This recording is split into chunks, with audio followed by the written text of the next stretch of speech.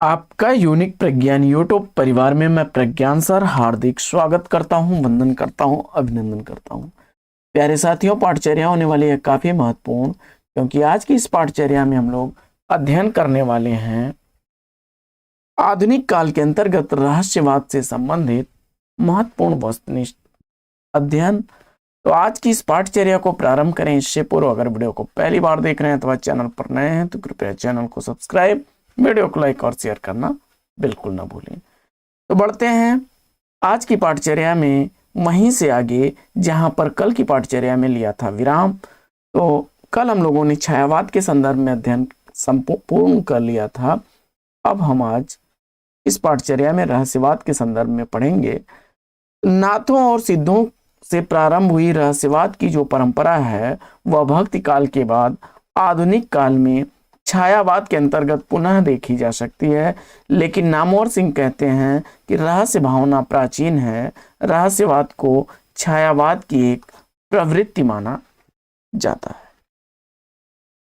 विद्वानों के अनुसार रहस्यवाद को देखते हैं तो आचार्य शुक्ल जी ने कहा कि जो चिंतन के क्षेत्र में अद्वैतवाद है वही भावना के क्षेत्र में रहस्यवाद है।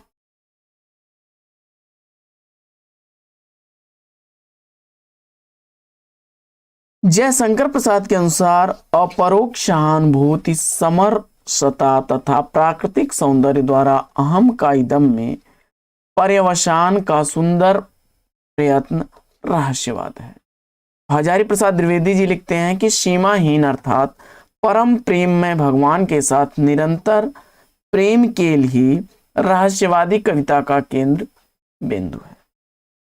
राम कुमार वर्मा जी लिखते हैं कि रहस्यवाद जीवात्मा की उस अंतर्निहित प्रवृत्ति का प्रकाश है जिसमें वह दिव्य और अलौकिक शक्ति से अपना शांत और निश्चल संबंध जोड़ना चाहता है, और यह संबंध यहां तक बढ़ जाता है कि दोनों में अंतर नहीं रह जाता। आचार्य रामचंद्र शुक्ल के अनुसार रहस्यवाद के तीन भेद हैं: साधनात्मक रहस्यवाद, भावनात्मक रहस्यवाद और ज्ञानात्मक रहस्यवाद। रहस्यवादी जो है काव्य की विशेषताओं में विराट सत्ता के प्रति जिज्ञासा की भावना, अद्वैत की भावना, दाम्पत्य प्रेम की भावना, विरहानुभूत वेदना, सर्वात्मवाद, प्रतीक विधान आदि इसकी प्रमुख विशेषता रही हैं। इसके प्रमुख कवियों में जयशंकर प्रसाद, सूर्यकांत त्रिपाठी, निराला, महादेवी वर्मा और सुमित्रानंदन पंत हैं। छायावाद में जहां लौकिक प्रेम की अभिव्यंजना मिलती है वहीं रहस्यवाद में पारलौकिक प्रेम की, कबीर में साधनात्मक रहस्यवाद की प्रधानता है तो महादेवी वर्मा में भावनात्मक रहस्यवाद की। आचार्य शुक्ल जी के अनुसार रहस्यवाद का रहस्यवादी अर्थ अर्थात मूल अर्थ लेकर तो काव्य क्षेत्र में चलने वाली महादेवी वर्मा ही है। शुक्ल जी लिखते हैं कि छायावाद का रहस्यवादी अर्थ अर्थात मूल अर्थ लेकर तो हिंदी काव्य क्षेत्र में चलने वाली महादेवी वर्मा ही है।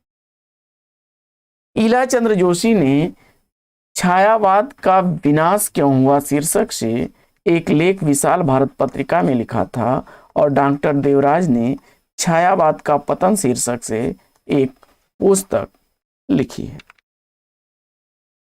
आगे बढ़ते हैं और देखते हैं उत्तर छायावाद को। तो उत्तर छायावाद और प्रगतिवाद के बीच की साहित्यिक धारा को उत्तर छायावाद के अंतर्गत रखकर विवेचित किया जा रहा है।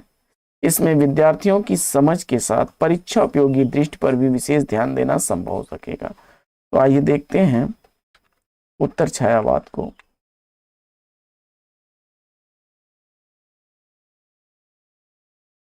उत्तर छायावाद की जो काव्य धाराएं हैं उसमें स्वच्छंदतावादी काव्य धारा और राष्ट्रीय सांस्कृतिक काव्य धारा, दो धाराएं देखने को मिलती हैं। तो देखते हैं हम लोग सबसे पहले उत्तर छायावादी काव्य कवियों में हरिवंश राय बच्चन को। इनका जन्म 1907 ईस्वी में हुआ था। इनकी प्रमुख रचनाओं की अगर बात की जाए तो मधुशाला, मधुबाला। मधुशाला 1935 ईस्वी की, मधुबाला 1936 ईस्वी की, मधु कलश 1937 ईस्वी, निशा निमंत्रण 1938 ईस्वी, एकांत संगीत 1939 ईस्वी, आकुल अंतर 1943 ईस्वी, सतरंगिनी 1945 ईस्वी, बंगाल का अकाल 1946 ईस्वी की, सूत की माला 1948 ईस्वी, मिलन यामिनी 1950 ईस्वी, प्रणय पत्रिका 1955 ईस्वी, धार के इधर उधर 1957 ईस्वी, आरती और अंगारे 1958 ईस्वी, बुद्ध और नाच घर 1958 ईस्वी, त्रिभंगिमा 1961 ईस्वी, चार खेमे 64 खूटे 1962 ईस्वी, दो चट्टाने 1965 ईस्वी, नागर गीता 1966 ईस्वी, बहुत दिन बीते 1967 ईस्वी, कटती प्रतिमाओं की आवाज 1968 ईस्वी, उभरते प्रतिमानों के रूप और जाल समेटा 1973 ईस्वी की प्रमुख रचनाएं हैं। डॉक्टर रामस्वरूप चतुर्वेदी जी की मधुशाला और मधुबाला को 1935 ईस्वी की रचना मानते हैं। बच्चन सिंह मधुशाला को 1933 ईस्वी, मधुबाला को 1936 ईस्वी की रचना। इनके अनुसार मधुशाला, मधुबाला, मधुकलश पर उमार खयाम की गहरी छाप है। बच्चन सिंह के अनुसार मधुशाला की लोकप्रियता का एक कारण और है कि उसमें स्वच्छंदतावादी निषेध का निषेध है। बच्चन सिंह मिलन यामिनी को 1955 ईस्वी का और हलाहल को 1946 ईस्वी का, खादी के फूल को 1948 ईस्वी की रचना मानते हैं। हरिवंश राय बच्चन को हालावादी कवि कहा जाता है। हालावाद का प्रवर्तक भी इन्हें माना जाता है और मधुशाला, मधुबाला, मधुकलश इनकी हालावादी रचनाएं हैं। हालावाद काव्य के अनुकरण पर श्री कृष्णचंद्र ने मधुशाला और श्री रजनी ने टी शाला तथा ऋषिकेश चतुर्वेदी ने विजय वाटिका लिखी है। हरिवंश राय बच्चन को हिंदी का बायरन, छई रोमांस का कवि, मस्ती और अल्हड़पन का कवि तथा काव्य अनुभूति, आत्म अनुभूति का कवि तथा आत्म केंद्रित कवि भी कहा जाता है। खादी के फूल हरिवंश राय बच्चन ने सुमित्रा नंदन पंत के साथ संयुक्त रूप से लिखा है।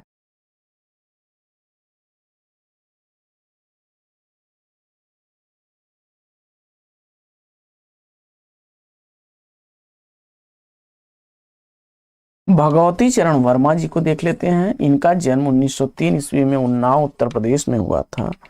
इनकी प्रमुख काव्य रचनाओं में मधुकर्ण, मानव, एक दिन, एक नाराज कविता, सविनय, रंगों से मोह, प्रेम संगीत प्रमुख हैं।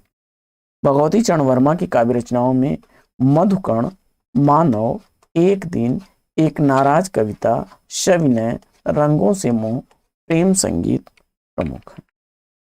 इनके द्वारा लिखे गए उपन्यासों में पतन, चित्रलेखा, 3 वर्ष, टेढ़े मेढ़े रास्ते, आखिरी दांव, अपने खिलौने, भूले बिसरे चित्र और फिर वह नहीं आई, जिसमें टेढ़े मेढ़े रास्ते कई बार परीक्षाओं में रिपीट हुआ है, 3 वर्ष भी रिपीट हुआ है, भूले बिसरे चित्र भी रिपीट हुआ है, आखिरी दाव भी रिपीट हुआ है साथियों।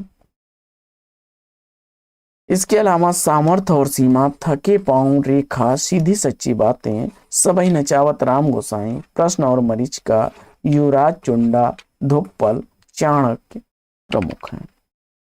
इनके द्वारा लिखे गए कहानी संग्रहों में इंस्टॉलमेंट, 2 बांके, मोर्चाबंदी, राग और चिंगारी प्रमुख हैं। भगवती चरण वर्मा के एकांकी में सबसे बड़ा आदमी, चौपाल में 2 कलाकार प्रमुख हैं। वहीं इनके द्वारा लिखे गए नाटकों में रुपया तुम्हें खा गया, बुझता दीपक, वसीयत और मैं और केवल मैं प्रमुख हैं। इन्होंने रेडियो रूपक भी लिखा है, जिसमें महाकाल, कर्ण और द्रौपदी प्रमुख रेडियो रूपक हैं।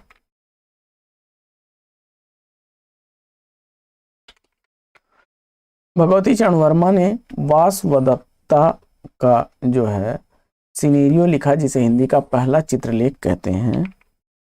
आलोचनात्मक निबंधों में इनके द्वारा लिखे गए साहित्य की भावनाएं, हमारी उलझन, साहित्य के सिद्धांत और रूप प्रमुख हैं तथा भगवती चरण वर्मा का संस्मरण और रेखा चित्रों में अतीत की गर्त से रेखा चित्र और ये 7 और हम संस्मरण विधा की रचना है। भैंसा गाड़ी इनकी चर्चित कविता है। मुगलों ने सल्तनत बख्श दी। यह बाल साहित्य कृति इनकी है। भगवती चरण वर्मा जी कहते हैं कि मैं मुख्य रूप से उपन्यासकार हूं, कवि नहीं। आज मेरा उपन्यासकार ही सजग रह गया है, कविता से लगाव छूट गया है। भगवती चरण वर्मा फिल्म व रेडियो क्षेत्र से भी संबद्ध रहे। विचार उत्तरा, नवजीवन पत्रिका से ये संबद्ध रहे। आगे बढ़ते हैं और देखते हैं हरिकृष्ण प्रेमी जी को। हरिकृष्ण प्रेमी का जन्म 1907 ईस्वी गुना मध्य प्रदेश में हुआ था। इनके द्वारा लिखी गई काव्य रचनाओं में आंखों में जादूगरनी, अनंत के पथ पर और अग्निगान है। इनके द्वारा लिखे गए नाटकों में स्वर्ण विहान, रक्षाबंधन, छाया, प्रतिशोध, पाताल विजय, शिवा साधना, बंधन, आहुति, विषपान, स्वप्न भंग और मित्र ये इनके द्वारा लिखे गए नाटक हैं। पाताल विजय इनके द्वारा लिखा गया पौराणिक नाटक है। इनके द्वारा लिखे गए एकांकी नाटकों में मंदिर, बादलों के पार, यह भी एक खेल है, प्रेम धन, अंधा है, मातृ मंदिर, रूप शिखा, निष्ठुर न्याय, मातृभूमि का मान, राष्ट्र मंदिर, मान मंदिर, न्याय मंदिर और वाणी मंदिर ये इनके द्वारा लिखे गए प्रमुख एकांकी नाटक हैं।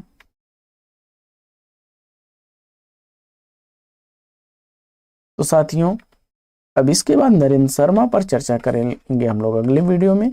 आज की इस पाठचर्या में ले लेते हैं यहीं पर विराम। फिर मिलेंगे आपसे अगले वीडियो में एक नए प्रकरण, एक नए टॉपिक, एक नए अंदाज में। तब तक के लिए लेते हैं आपसे विदा। आपका जीवन मंगलमय हो। बेस्ट विशेष, बेस्ट ऑफ लक। जय हिंद साथी।